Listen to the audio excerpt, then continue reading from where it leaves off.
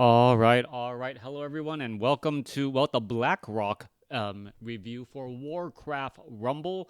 You guys have been asking for more of the minis. I'm just going through alphabetical order. Continue to thumbs up, like, and all that, and I will know that you guys are actually watching this. Leave comments, all of that jazz. Anyways, let's go ahead and go towards the heroes first. General Drakkisath. Talents, chromatic scales, piercing blows, and lasting legacy. I personally like chromatic scales. Resistance is something that is very rare in. Well, let me fix this. Go ahead and go full view. Resistance is something that is very rare in Warcraft Rumble. And if you're able to give everyone resistance, it is very effective in PvP and PvE. Opponents are unable to easily Blizzard, Arcane Blast any of your units. It's just generally really strong. You can group your guys together a little bit more, and Living Bomb doesn't absolutely kill you. So Chromatic Scales is good. Piercing Blows is nice.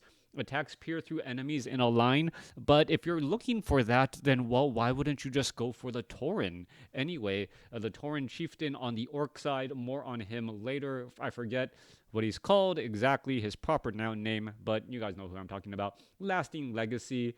Well, usually if your guy is down, then your push is already fading, and the additional elemental damage on your remaining units probably isn't going to give you that much. So yeah, chromatic scales number 1, piercing blows number 2 if you want to go for that, lasting legacy number 3. Moving right along, Rend Blackhand. Cast Living Bomb upon dismounting, Scale and Steel, and Legionnaire. First of all, I just find Rend Blackhand rather difficult to use in both PvP and PvE. He costs 6, making all of your other flying minis cost less, but not less than 2. So you can't use like the Griffin and the Bat Rider to try and cycle around faster because they're already at their minimum cost, and it just makes for a little bit of a kludgy. So, kludgy hero. I do like Legionnaire just because you're able to kind of do a double push. Flaming Soul, Scale and Steel. I really don't have a preference on this one. I think I had tried Scale and Steel back in the closed alpha, and it worked well, but it was never really my go-to hero for Blackrock. Moving right along, Dark Iron Miner. I like the Dark Iron armaments, and I also like Gold Mine. Both of those are incredibly strong. Both of them have their place in PvP and PvE. Especially getting armored on a unit, you can actually, your Dark Iron Miner suddenly becomes a miner tank.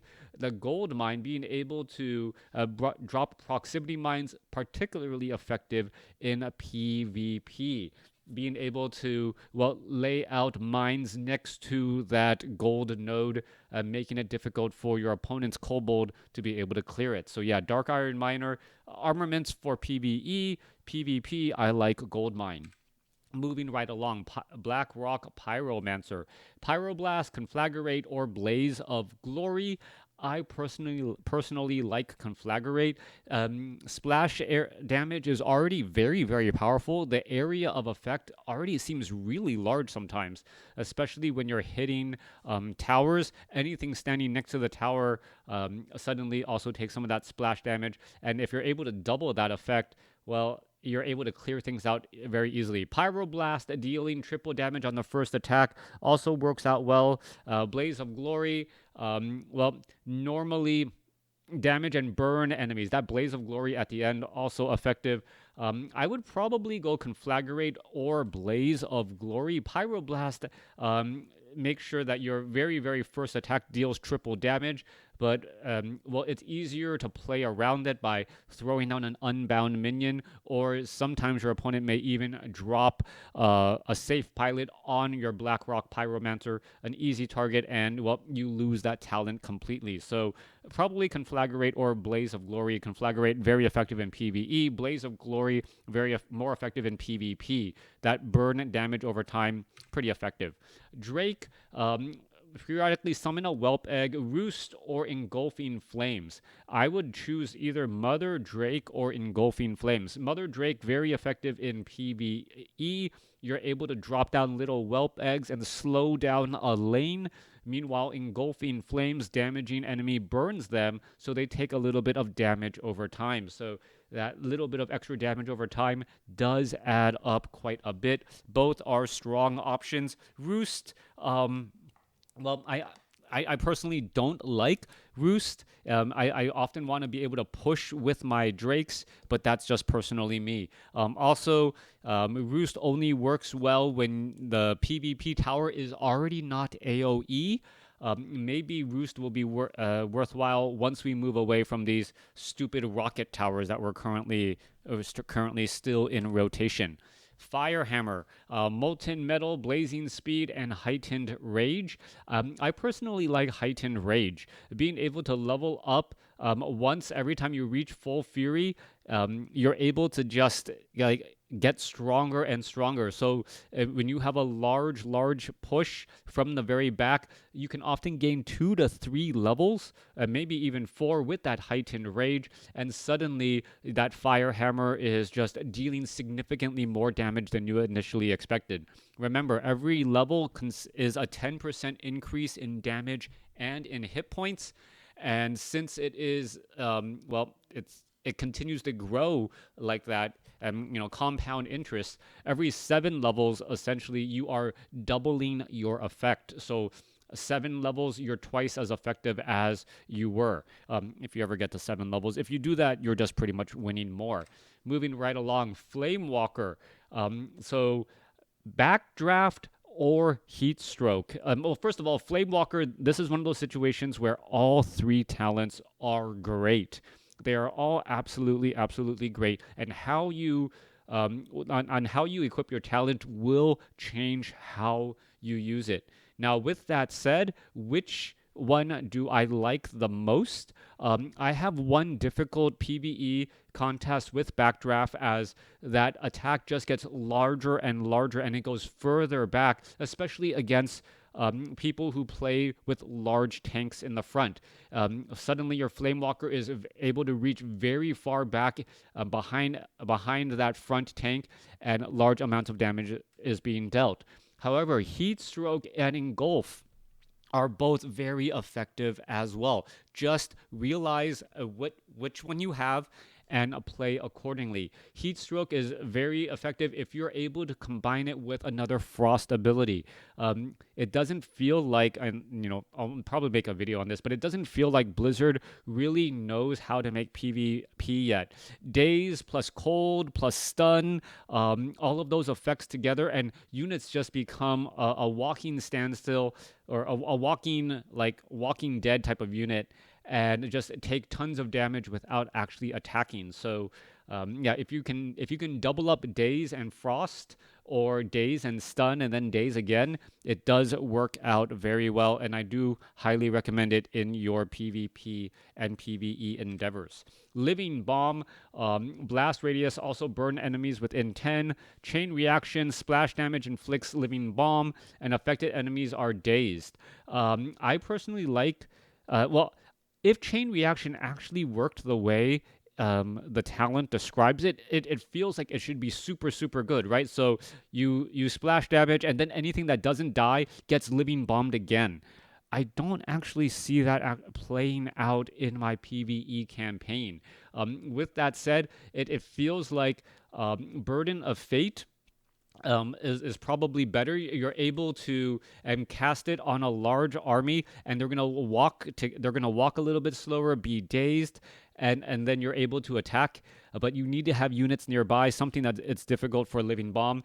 Blast Radius, just being able to burn all of those enemies ensures that you deal a little bit of additional damage as well. So Chain Reaction, if they fix it, or it actually works the way I believe it's supposed to, I would choose that number 1. But it feels like Blast Radius or Burden of Fate are better for now until they fix Chain Reaction. Moving right along, Earth Elemental. We have Ready to Rumble, Shrapnel Blast, and Obsidian Shard. Ready to Rumble. Earth Elemental I like a lot, especially in the Sneed deck where you have Meeting Stones. You can deploy an Earth Elemental straight to a Meeting Stone and, well, gain 2 gold. So essentially, you're deploying the Earth Elemental for 1 gold. Very strong. Now, with that said, which one is better? Shrapnel Blast is very situational. I would put it very far on the backlist. Obsidian Shard or Ready to Rumble. I would choose Obsidian Shard over Ready to Rumble because if you play your cards right, you're already able to kind of taunt on deploy. You time your unbound deploy so that the towers and the enemy units choose to attack it first. Um, Maybe very rarely, if you can't, well, Obsidian Shard is always going to be good in both situations. So, or in all situations. Once it dies, 2 additional smaller Earth Elementals, and they're going to be absorbing a little bit more damage. I like Obsidian Shard. Ready to Rumble is a little bit more, well, if you make a mistake, well, you can still pull aggro away and move on from there. Moving right along, Whelp Eggs. Well, Flame Burst, Rookery, or Chromatic Plating. I gotta say, Flame Burst was something that I completely passed up on. I did Rookery because of the alpha talents, and well, Rookery actually gave you an additional egg and also hatched immediately. That's no longer the case. Flame Burst, well, it deals so much damage. And, well, yeah, I got to give Flame Burst over Rookery. Rookery is a close second, but there's a lot of situations where AoE is going to be used, and all of the eggs are just going to hatch together at the same time. On top of that, there may be situations where you want the eggs to be hatching one at a time. Say there is a single target melee ground unit, and you want him to get slowed down by attacking each of the eggs individually, and then also take damage as well. So, yeah, Flame Burst over Rookery. I'm still trying to make up for that mistake. Chromatic Planing, eggs gain taunt. I would actually prefer if the eggs or the whelps actually gained resistance. That would mean make more sense to me. Eggs gaining taunt, I guess you can absorb 3 attacks. Moving right along, Core Hounds, Fiery Rebirth, Guard Dog, and Eternal Bond. Both of these are fairly strong, or all 3 of these are fairly strong, and all 3 of these change the way you play your Core Hounds. So you can't really go wrong here. Eternal Bond, you end up playing your Core Hounds actually by splitting them. You can play your minis right in between the lines, and by splitting the line on your deployment zone, they actually go down different lanes, and now they have a unlimited resurrection range. Guard Dog, well, always nice to be able to deal additional damage. And Fiery Rebirth, well, it's one of those situations where if you can couple it with other units that can taunt, then that resurrection, you're able to guarantee your resurrection. That helps too. Fire Elemental, the little walking Fire Elemental, resistance immolation aura, periodically damage nearby enemies. It already feels like the Fire Elemental's attack swipe is already AoE. It doesn't really need it as much more. Molten Core, on death summons a pool of lava, damaging enemies within. Yeah, I like that. And Fan the Flames, taking elemental damage, increases damage dealt by 10%, stacks up to 30%. Well, if you think about it this way, every time it takes damage, remember, it is resistant, so it is able to resist that elemental damage, and it kind of gains like a half a level. It doesn't gain additional hit points. It gains additional damage, but it just doesn't seem that strong. Stacking at 30% really does limit it. If you could actually stack up to 50%, because at that point, usually the fire elemental is on its way out. It can't survive that long, but it is, the flame essentially is burning itself up. So I would go with Molten Core for the fire elemental. Molten Giant, well, threatening presence, gain taunt.